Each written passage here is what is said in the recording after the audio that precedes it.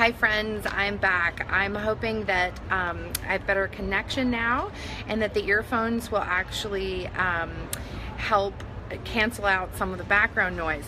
I'm hanging out in Seattle airport right now, and as you know, airports are kind of noisy, so I apologize. I'm on my way to Chicago and then Knoxville today. I'm teaching a workshop this week in Knoxville. Business skills on Tuesday and clinical skills on Wednesday and Thursday. So I really look forward to sharing that with the folks there in Tennessee. If you haven't registered, we do still have space. So if you're in that area and you want to pop over for some fun days of hands-on workshop, we're going to do phlebotomy, and we're also doing a whole section on suturing. It's going to be really fun. So anyway, thanks for dealing with the interruption, and welcome to this month's edition of the Wise Women Educational Series. The topic this month is designing your client list. Midwives so often are plagued with the idea that they have to just take what comes, and I disagree entirely. So I'm going to help share that with you today. We're also going to talk about when client relationships don't go well and you need to fire a client, and how you can do that responsibly. So if you're just joining us, thanks again for dealing with my technical difficulties today. I am in the Seattle airport between trips and trying to get this info out in a timely manner, and I'm sorry about being late. So if you're just joining us, tell us where you're joining from,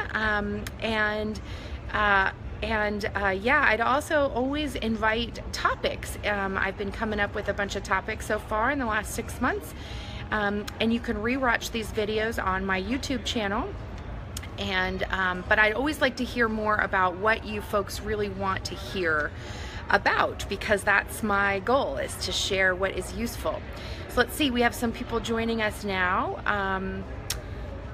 And absolutely, Whitney's asking if this is applicable to other birth workers, and this particular workshop, absolutely. Doulas, lactation consultants, childbirth educators, definitely come tune in.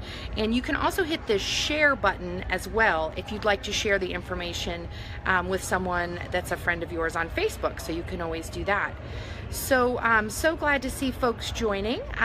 It looks like we've got Maui represented, and California, Georgia, Texas, Oregon. Yeah, so excited to see you all, and welcome. I do these free workshops every month, and we usually do it the third Monday of the month at noon. I'm a little early today because I have to catch a flight. Like I said, I'm up here in Seattle, so thanks for pardoning the background noise. I'm really excited to share today's topic. I think this is one of, this is a really timely topic that is not understood as often as it should.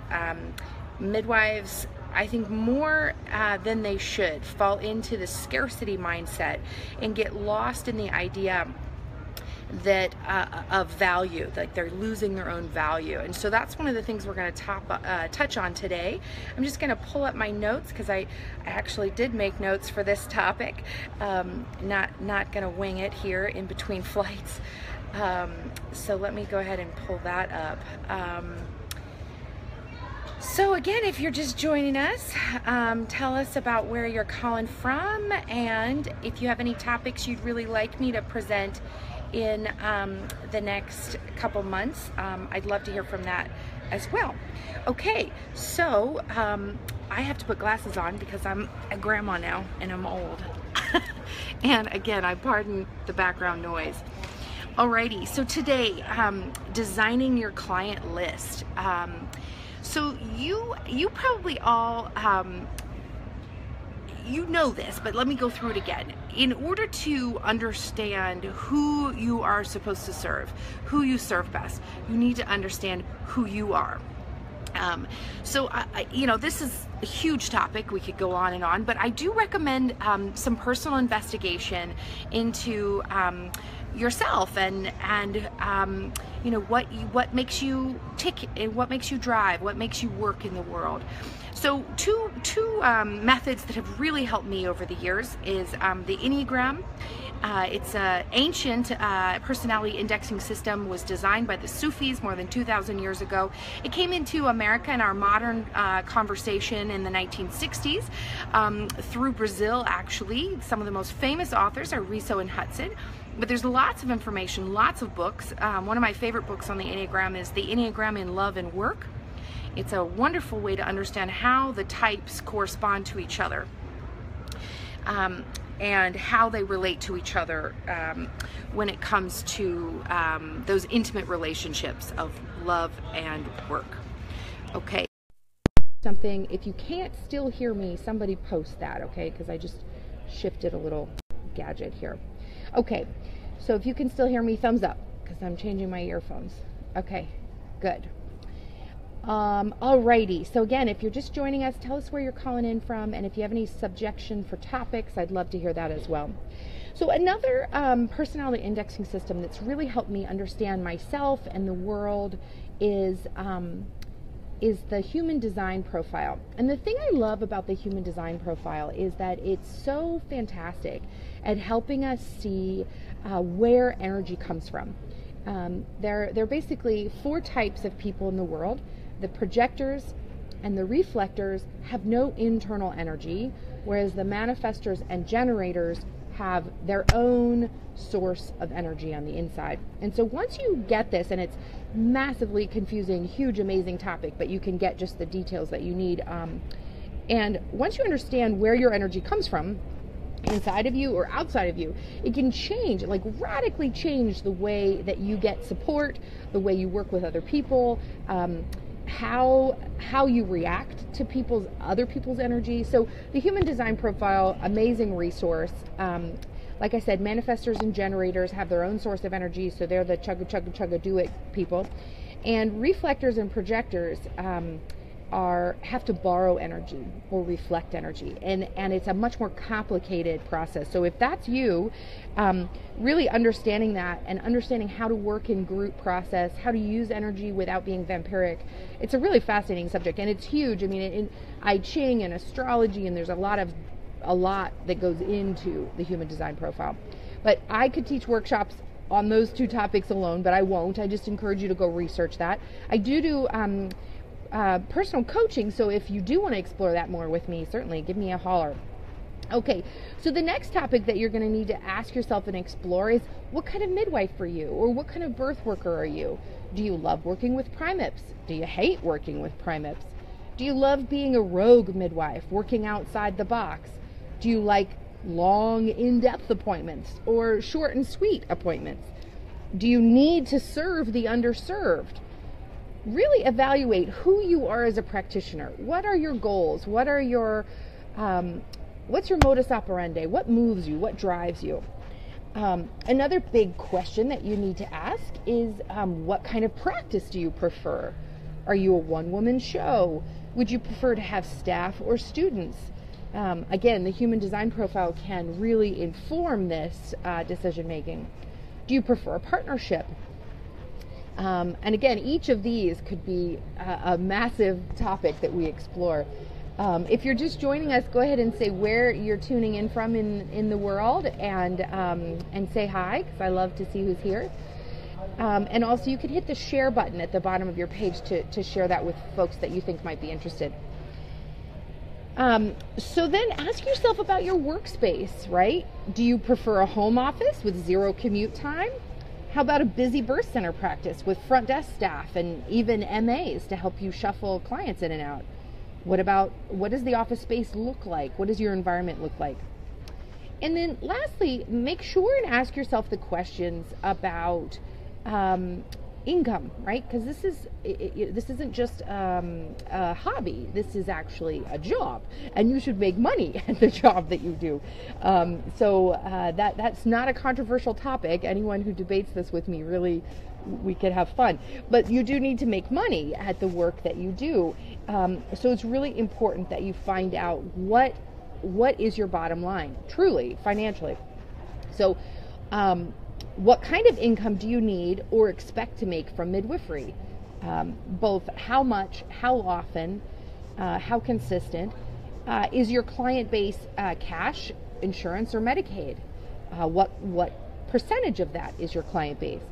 Do you give discounts, early pay rebates, sliding scale? These all change the bottom line significantly. Do you charge what you're worth? And again, that could be an entire other conversation. Self-worth is one of the biggest sabotagers of successful business. Do you turn away people who can't pay? And do you have a collection process for people that don't pay you? These are all really important conversations that you need to have with yourself or your business partners in order to understand your bottom lines. There are also all these other considerations around where in the country do you work, and what is the political climate, what's the legality, what's the predominant culture or religious norms. These are all going to affect the income that you receive, the kind of practice that you run, the practitioners that you work with, and ultimately affect the person that you are and the person that you share in the world. We all kind of have this business avatar, right? So we have this personality that we create that jives with clients or not. And you got to know the environment that you're working in order to create a successful business avatar. Okay, so if you'd like to explore any of this or other questions with me, as well as create a thorough, in-depth business plan, I'd love to do that with you. It's one of the things I do in my workshops. I have an 8-hour approved CEU workshop through Meek for business skills, and this is one of the parts of it. I'm teaching it tomorrow, actually, in Knoxville. But I also do private consults. So if this is something you'd like to explore in your own practice, please let me know. Okay, so now we're going to come to the big details of today, which is that we'd like to investigate our ideal client, all right? Why wait for some random people to trickle in when you can purposefully attract the people that you know you want to work with, that you already know are the right people for you? So I'd like to invite you now to create an image in your head.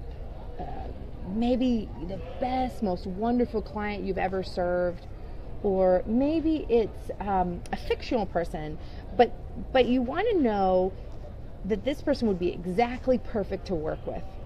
And you want to write about her, maybe even make a collage of her and her family, or her kids, or her ideal birth space. Create a visual, a tangible image of your ideal client. Make this fun, right? This is the reason that you're doing the job that you love, is because you want to work with people that make you want to fall in love with them, right? That's how midwifery is. Get giddy about attracting more of the perfect clients that you can just totally fall in love with, so that you love your job more, right? So get really specific and really creative. I really encourage really fleshing this out. So think of creating this very detailed outline of your ideal client. And if you're just joining us, welcome. This is my monthly series, Wise Women Educational Series. It's totally free, and you're welcome to share this with folks you might think enjoy this information as well. And today the topic is designing your ideal client list. So we go through how you really evaluate yourself and your practice, and then we go through how to attract the right people to work with. So I'd like to encourage you to really get specific, write about this ideal client. Whenever you advertise or write website copy or craft your message, you want to be thinking of this ideal client, right? Really conjure up this woman in your head. And it will let you connect with potential clients more. It's almost like you need to write to her, right? So you're going to create this person in your head. And then when you write your website copy, design your brochures, even talking in public, developing your elevator speech, all those things that we do for public outreach, you're going to be thinking about her specifically. And this is really important because this level of honest, real communication allows connecting with the folks that you truly are meant to serve, and it naturally repels the people that should not be working with you. So really get that. You know, sometimes folks are really turned off by this idea, like, oh, I'm gonna send away the clients that might otherwise choose me. And I can't say it enough. You do want to send those people away if they don't automatically resonate with your authentic, real message about the type of midwife you are and the kind of person that you want to serve. Then they really shouldn't be working with you. Like, I'm not sure how to say this. Proselytizing is not for midwifery. Like, that's tweetable. You can share that. If you're trying to proselytize midwifery clients into your practice, you will definitely have a high transport rate. You might have bad outcomes. You will be frustrated a lot of the time because these are not your people. And I mean, this sounds kind of restrictive, but I can't stress this enough. It literally changes your life when you get really clear about who you are, who you want to work with, and you're fine with people not choosing you. The stress floats away. People really are really grateful for what you offer.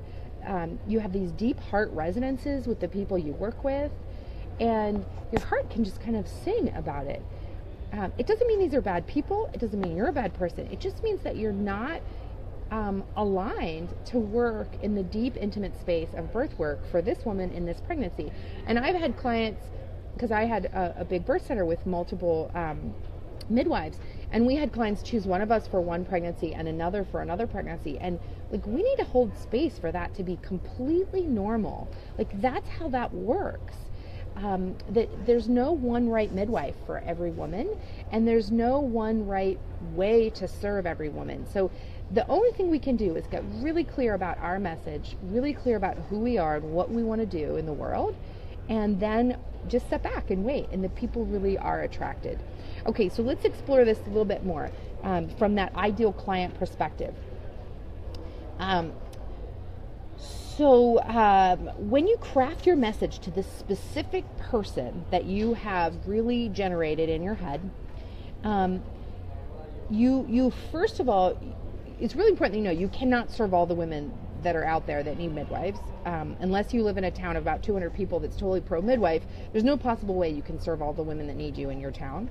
And second, even if a huge majority of women in your area need midwives and know they need them, because those are two different things, it still shouldn't be you trying to serve them all, unless we're back in that fictional 200-person town, right? You really have to honor the fact that the right people will come to you. You will be there for the right people. Okay, but first, of course, you have to know what kind of midwife you are so that you position yourself in a place where they can be attracted to you. Okay, so let's talk briefly about, let's see. I just want to talk really quickly about competition. It's a little side note. I know it's not really on today's topic, but I want to share this with you. So competition is actually a midwife's best friend. And this is going to blow your mind, because there are a lot of really messy midwifery communities in this country where there's backstabbing and gossip or just cold shoulder and worse happening. So I just really want to say, although this was not the case in my community, competition is a midwife's best friend. Not mean-spirited backstabbing bullshit, but bustling community with many midwives. First of all, this practice of midwifery is a practice, and as we practice, we get better, and part of that is learning from each other. Peer review, backups, case studies, casual birth story communication, it all helps inform our knowledge base and better our practice of this incredibly complicated profession. And it is an incredibly complicated profession. I mean, just take a minute and try to brainstorm all the jobs you do. Phlebotomy, janitorial, obstetrics, nursing, triage. I mean, start listing. I mean, we do so much. It is so complicated. So learning from each other is crucial. So the competition is actually great. Another reason is that you're also more likely to get the perfect client for you. when there are more of you out there, right? When there's more midwives, then there's more choice. And when there's more choice, women are more likely to choose someone that truly resonates with them. They're not just getting, oh, well, she's kind of the best in the area. They're getting, she's my midwife. And that thought process alone changes everything for you and who you serve. And it also changes for the mama, right? Think about the difference between, well, she was kind of the best I could find, compared to, oh my God, this is my midwife. It changes everything. Also, you can actually decrease your transport rate when you serve exactly your client. And I can't say this enough. We are in a fishbowl in midwifery right now. We are being watched, eagle eye watched by everything, our supporters and our detractors. And so being cognizant of serving folks that are going to have more successful outcomes is really important. And transport rates is the carefulest measure we have of folks having as close to the experience that they expected. Now, with that, I will also say having an appropriate transport rate is normal. Like we need to transport some women. That's really important. But once you start to go above 20 or 30 clients a year, you will notice that your transport rate jumps significantly if you aren't paying attention to these details, if you aren't being careful about who you're serving. And those transports they're not medical emergencies.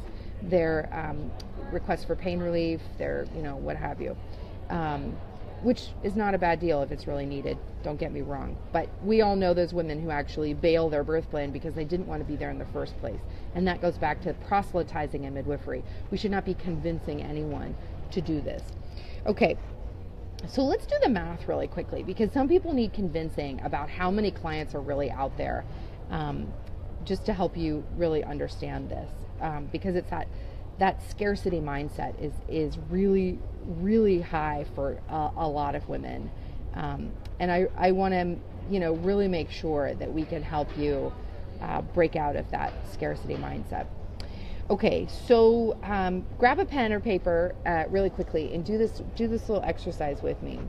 And you might need to do more research. You might not have these numbers off the top of your head, but here's how it goes. You decide what geographic area you plan to serve, right? So, get a map, get really specific, draw circles on the map. They might be an oblong circle, but decide what geographic area you're going to serve. Then do a quick Google search for the total population of that area. The U.S. Census Quick Fact site's the easiest way to do that.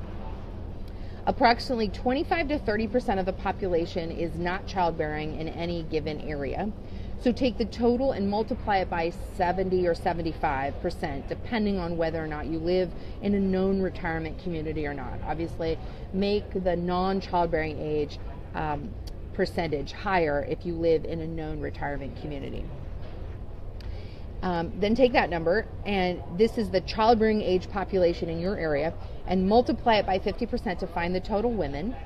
And then take that total women of childbearing age in your geographic area and multiply it by 0.01%, like 0.01. This is 1%, to find the average 1% out of hospital birth number per year. If you were in the Pacific Northwest or the Southwest or California, you might want to multiply it times 2 or 3 or even 4%, depending on if you know your state average of out of hospital birth rate. But the national rate is 1%. And this number is the projected number of potential out-of-hospital birth clients in your area. Now divide this number by the total active midwives in your area. And finally, take that number and divide it by 12 to find your potential monthly average. Now obviously, these are all rounded, these are all averages, this is a very rough estimate. But chances are that you will have more client potentials than you can or want to serve. And that's my point. Not only do we need more midwives, but we do not live in a scarcity culture with midwifery clients. There are literally more women than we can serve. And this is going off of 1 or 2%. If you, it's crazy. So if your number is low, and it can happen in small communities, then potentially you really are in a saturated market. And right now that's 2 to 3% of the birth market. So you have two choices. Either move or start converting more in-hospital clients to out-of-hospital clients. And that is a tricky thing because it should never be done directly. Like you never talk to someone who is currently pregnant and say, I could be your midwife, right? That's a real no-no in advertising. And especially in this whole model of attracting the people you want. But what you can do is you can hold monthly educational seminars. You can hire childbirth educators to talk about you in their classes. You can hold booths at various educational, women's fairs. Like there are ways that you can do outreach that help spread the information. You can have movie nights. There's a ton of birth videos, right? Why Not Home is the big new one about all the doctors that have home births. There's a lot of things you can do to raise awareness in your community. But the chances are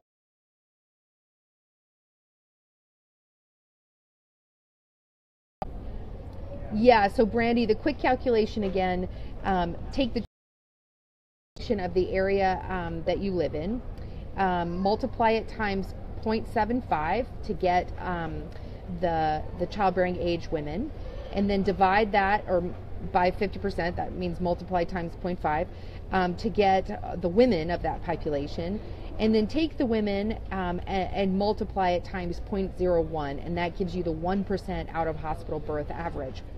Then you can take that and divide it by the number of active midwives in your community, and finally you can divide it by 12 to get the monthly number, if you're not used to working in yearly numbers. Alrighty, and if you found some, let me know, if you found some numbers, if you did some of this statistics already. I just did a simple assessment in Austin, Texas, for instance, and there are a potential 2,000 clients every month that could birth out of hospital if they were doing 1% out of hospital average. I did a small town in Wisconsin, and there was an average of 200 clients a year. So obviously the community matters, but it does affect. So Kathy is just sharing that in her calculations in her area, she came up with 16 monthly clients as her potential client base. And Kathy, I'm guessing you don't want to be at 16 births a month. That's just a guess, but I don't want to be at 16 home births a month. And so there you go. It's more than you can even serve. Okay, so I just want to give you a little story here about serving the wrong clients and not listening to intuition. So you probably have all experienced having a little quiet no in a little quiet voice that says no, and you maybe when you met or maybe you interviewed a client and you heard this little like ding ding ding, maybe you get your warnings in your head, maybe your heart, maybe your gut, maybe your womb space. I don't know where your intuition comes from, but if you spend time really developing intuition, you'll get really attuned to something that I call the sacred yes and the holy no. That our intuition will guide us very clearly to the people that we should work with and we shouldn't. But say you got a little alarm bell, a little no, a little quiet voice, a little gut punch, however your voice talks to you. But you worked with that client anyway. And she turned out to be fill in the blank, right? Drug addict. She lied about her medical history. She stole from you. She has a husband who physically threatens your life. She tells lies about you in the community, takes 2 to 3 hours every appointment, never pays you any or all of your fee, asks to transport for pain relief an hour into her labor, is 1 centimeter for 4 days of labor, has a life-threatening complication and refuses transport, develops postpartum psychosis before the baby's even out, etc., etc. Yes, all of those actually happened to me.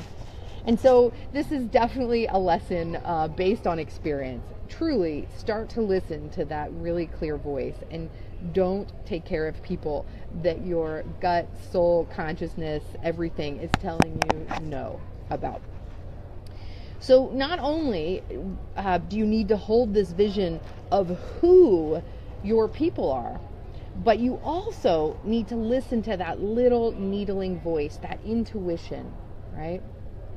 That intuition tells us so much.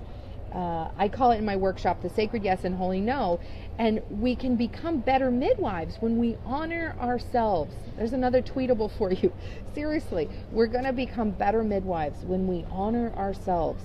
So there could be a whole other workshop on radical self-care and energy protection, and other ways not to take on other people's crap energy and drama, as well as exercise to cultivate that sacred yes and holy no knowledge. And I do workshops on that, so if you'd like to jump over into my personal coaching concept instead of just midwifery coaching, let me know.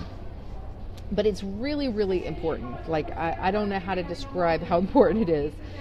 And if you have a very, if you have a burning need to work with someone, like, check in about that. Why is that? What part of you? Is it a need for money?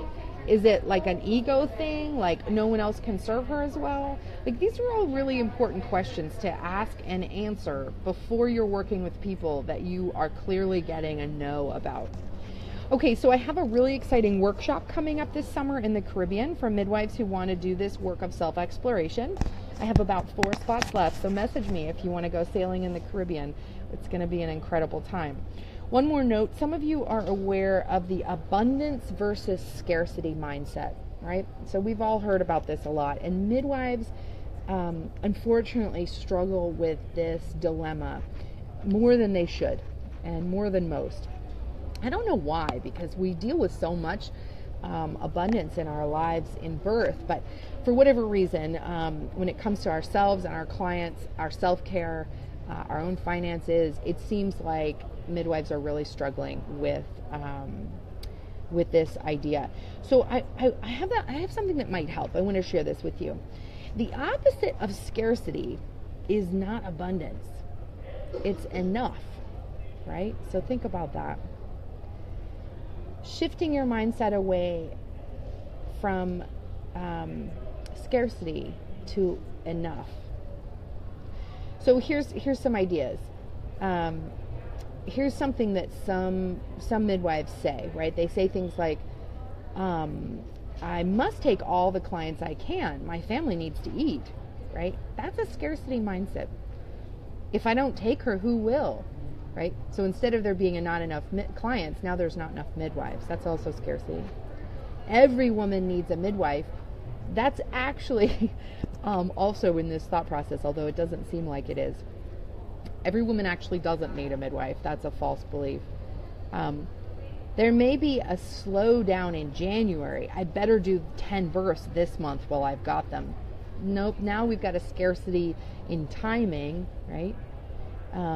Mary Jo midwife across town is terrible. I better do this client to save her from Mary Sue or whoever it is, right?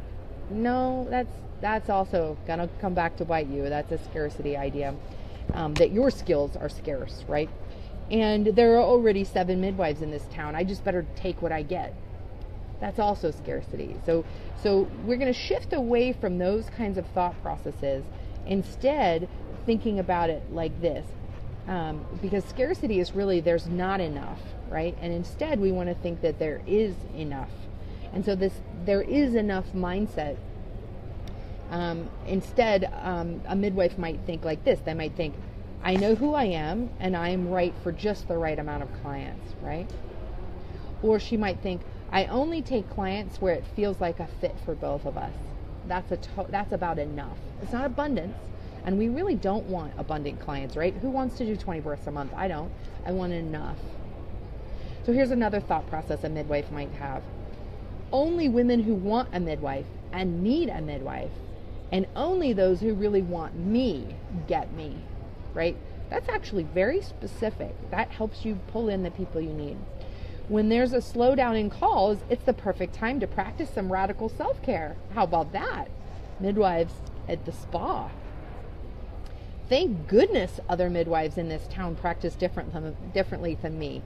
That means I will get just exactly my type of client, right? You see the difference there? We can celebrate our differences, support our community, enrich our relationships, and still just be serving the people that we need to serve. It's really hard to generate an image and a feeling of abundance. And actually, we don't want abundance in all things. We want enough, right? You can generate a feeling and an image of enough. What does enough clients feel like, look like? What does enough money look like, right? What does enough work look like? You can generate these feelings. And truly, do we need more than enough? I don't think so. So this is kind of radical, but it really helps. So it really has been my great pleasure to work with you all today, and I'm so excited that we got to sneak all the things in that I wanted to get in. I did want to say that I'm quite excited about being able to work one-on-one with some of you this year. I see you on the call. Hi, folks. If you would also like to have a private coaching group with me or go on amazing retreats with me to Mexico, the Caribbean, Oregon, Hawaii, and other exciting, amazing places, please don't hesitate to message me.